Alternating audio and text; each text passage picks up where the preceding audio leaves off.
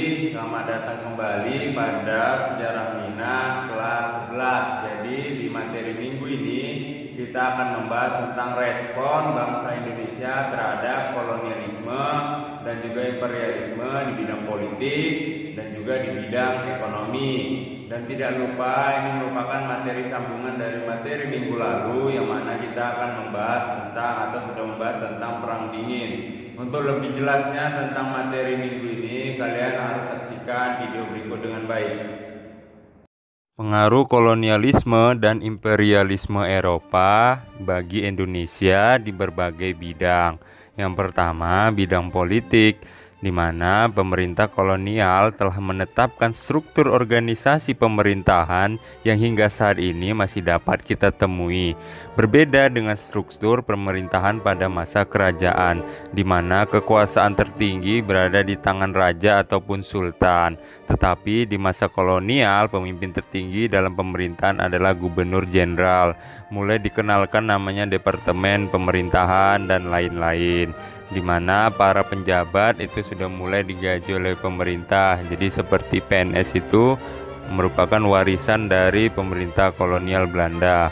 Yang kedua, di bidang hukum, di mana pada masa-masa kerajaan dulu hukum yang berlaku merupakan hukum adat yang diwariskan turun-temurun. Ketika bangsa Eropa datang, hukum kolonial asing mulai diterapkan, di mana hukum ini mengenalkan adanya sistem peradilan, yaitu mempergunakan nama-nama atau istilah-istilah hukum yang masih digunakan dalam sistem kehukuman di Indonesia sekarang. 3. Di bidang ekonomi, contohnya pemerintah kolonial telah menciptakan atau menetapkan kebijakan sistem tanam paksa, sewa tanah, ekonomi uang, dan kontrak kerja. Jadi munculnya seperti kuli kontra ataupun uang sebagai sistem transaksi menggantikan barter, itu juga merupakan warisan pemerintah kolonial, terutama uang kertas. Yang keempat, bidang sosial. Jadi di bidang sosial ini adanya pengaruh di bidang pendidikan, di mana munculnya sekolah-sekolah modern. Jadi zaman di Hindia Belanda seperti Holland Inland School yang setingkat dengan sekolah rakyat.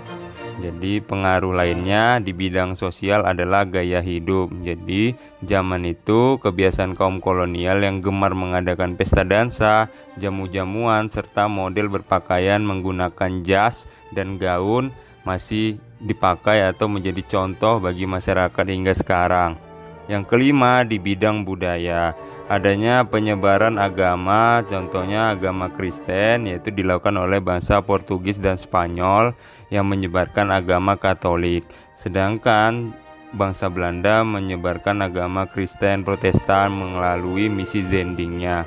Kalau di Sumatera Utara seperti adanya Nomensen. Dalam bidang kesenian yang merupakan bidang budaya, salah satu pengaruhnya yang masih dapat kita temui adalah musik keroncong yang merupakan pengaruh dari Portugis. Dalam bidang arsitektur, terdapat gaya arsitektur Indis, yaitu bangunan dengan perpaduan gaya asli Indonesia dan kolonial Belanda.